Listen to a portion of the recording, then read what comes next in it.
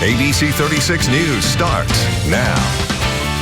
Folks, welcome back in. The UK Extension Office is an outreach of the University of Kentucky with the goal of providing research-based information and resources to every community in Kentucky. The Extension Office is available to all of us. And they help us all with so much. So today's topic is canning season and what you need to become a great canner. And with us today is Caroline McMahan, and she is the Family and Consumer Science Agent.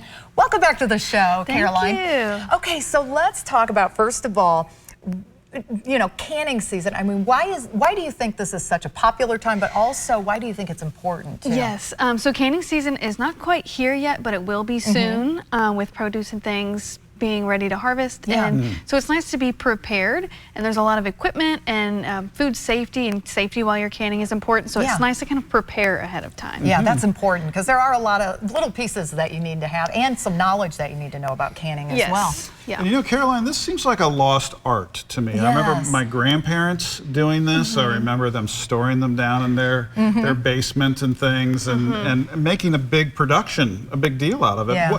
Why do you think now's a great time to reintroduce ourselves to these lost skills? Absolutely. So we have seen a kind of surge in interest in food preservation. I think part of that came from COVID, food chain, food supply. We saw how important it is to be able to have your own food. And so a lot of people are interested in it, and there's kind of the lost generation of canners who are maybe scared to can from stories they heard from their grandparents. Yeah. So I think everybody is interested in it, and it's important to do it correctly. Yes. And it's a nice cultural practice as well too to kind of carry on. Absolutely. What I remember is that tight seal. Yes. Oh, Grandma. Like they had to boil it, and there was like all kinds of boiling and hot How did you get this steam lid on going there everywhere. so tight? Yes, you hear the seal, and it's so exciting. Yeah. So where do we start? Yeah, so you want to take stock, if you are a canner, take stock of what you have already. Do you have your jars, lids? You want to inspect your equipment before every use, but especially after you've not used it for a few months. So check your gaskets, your racks in the bottom of the canner, and then you can actually bring your dial gauge canner, pressure canner lid to the extension offices. We recommend you test them once a year, just to make sure the dial is reading correctly, and we do that service for free at every extension office. That's awesome. That's awesome. I like that. And what about the equipment itself? Are the lids and the jars, are these reusable? Yeah, so some pieces are reusable. Your jars are, as long as they are made for like a mason type jar made for canning specifically. If it's just a like decorative jar, it won't maintain its stability with the high temperatures we get.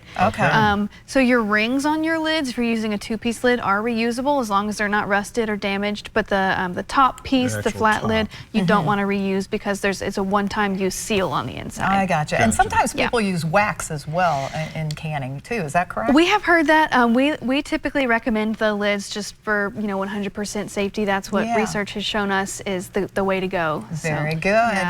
And because so many of us have maybe lost the skill set, or it just wasn't transferred from generation to generation, I mean, safety is a big part of this. Yes, absolutely. So we offer food preservation classes at the extension office.